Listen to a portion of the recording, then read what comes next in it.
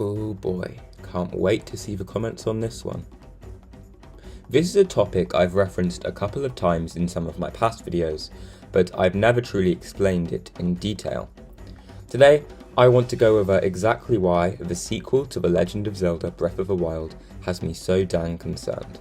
Please, hear me out. I know it's a rather unpopular opinion, but trust me, I've thought long and hard about this, and I really want to share my opinions about it to the world. Here goes. There is only one key thing I'm concerned about in Breath of the Wild 2.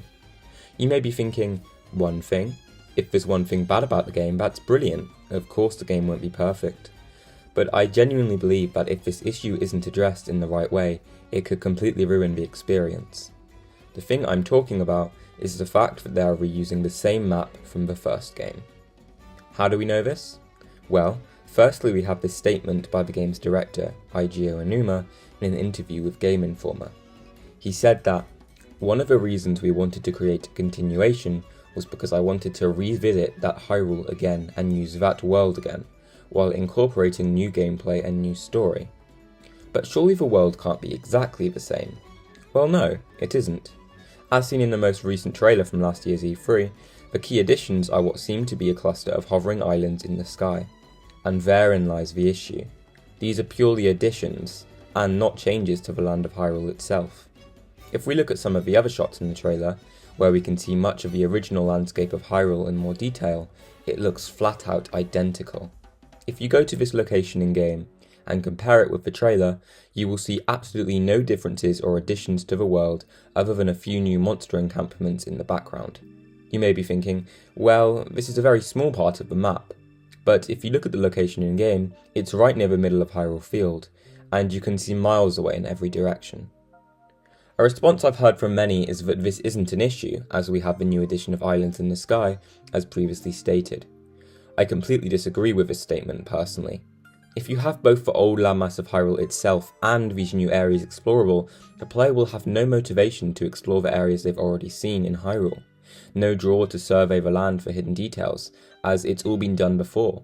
This is such an issue as, in my opinion, a big part of what made the first game so alluring was that exploration aspect. You could just go in any direction and wander, never knowing what you would find. By having the sequel be set in seemingly a near identical world, you are losing this sense of discovery. It feels like a glorified DLC. You may now be thinking, well, there might be other new areas outside of what we've seen in the sky. And you're correct, there very well could be. But, in my opinion, no matter how much they add, even if the new areas are larger than the whole of the first game's map, which I seriously doubt by the way, it will never fix this issue, as having the original areas still be accessible will always feel trivial and pointless. Instead, I propose that they also focus on heavily altering the original world as well as adding new areas. Of course, I think building a completely new map would have been even better, but so far this seems out of the picture. Another point I want to make is that, about my earlier statement that this game may feel like a glorified DLC, there are actually tons of games released which already have new areas that look way larger than what we've seen of the sky. For example, you have Skyrim's Dragonborn DLC, which adds a huge new island full of new content to explore, or the Witcher 3 Blood and Wine DLC, which similarly adds a massive new area and tons of new content. These games didn't resort to renaming themselves sequels, so tell me, why does Zelda? Another counter-argument I've heard quite a lot, which I completely disagree with, is that it's okay the map isn't new, as making another completely new one instead would be too much work. I truly cannot put into words how flawed this argument is. For a start, this game has been in development for at least around 4 to 5 years now, as it seems to have started development around the end of 2017 after the DLC. We know this because the developers have stated the game came about as they simply had too many ideas for a DLC other than, the DLC they actually released, and so they wanted to expand on these ideas in a whole new title. Breath of the Wild itself was likely in development for around 5 to 6 years, as that was the time between the previous game in the series, Skyward Sword, and Breath of the Wild itself's release.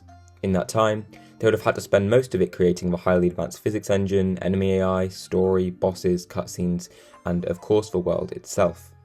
The significant thing to understand here is that the creation of the actual map was likely one of the parts that took the least time, especially compared to how long the engine took to make.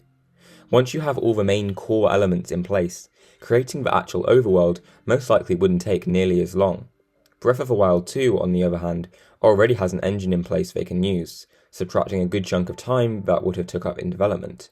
They also already had tons of assets like trees and rocks ready if they were to create an entirely new map, so why is it that all that seemed to have changed here is that there are some new, mostly segmented floating islands? We can also look at other games in the industry for comparison. The key one here is Horizon Zero Dawn and its sequel, the recently released Forbidden West.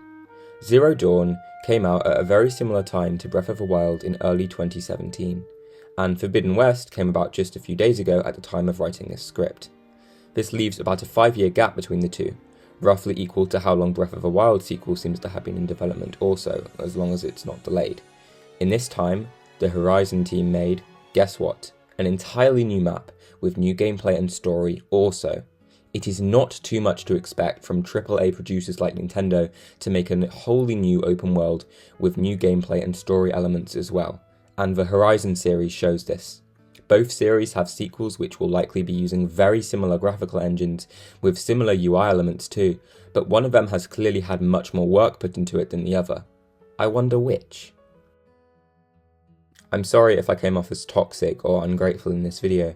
It's true, I'm not a games developer, and I know that making games is no small feat. It must take a shit ton of time, but it's so frustrating when nobody seems to realise how negatively this could impact Breath of the Wild sequel. If the base exploration, which seems to be the main aspect of the Zelda series now, isn't alluring as the world feels the same, everything else will collapse and feel diminished in value. So what if there are new weapons and gliding mechanics if you have no reason to use them in a world which feels the same, a world you are already greatly familiar with? So what if there is a new story to experience if the core gameplay of exploration in this map is borderline identical? In my opinion, the Zelda team should have gone into the development of this game expecting and preparing to create a wholly new map. People may say, but where would they set it? The Zelda games have always been set in Hyrule. To that I say, you're incorrect. What about Majora's Mask? And even if that game didn't exist, it doesn't excuse reusing the exact same map. Just because it seems to be mostly a series staple that the games are always set in Hyrule doesn't mean the new game can't switch things up and have you journeying to a new, mysterious kingdom. It's really not difficult to think of excuses as to why Link or Zelda would need to leave Hyrule behind and go somewhere new.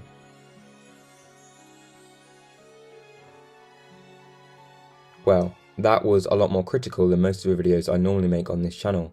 The reason I was so critical is because, despite how it may sound, I'm actually really excited for this game. Do not get me wrong. I want it to be great, so of course I'm going to worry. I really hope I didn't anger or annoy any of you guys. This is just my personal stance, and I understand many people will likely disagree. Also, the game isn't out yet. For all I know, what we saw in the last trailer was merely a snippet of what the world has to offer, and I'll be blown away at E3 in a few months when they show just how changed the map really is.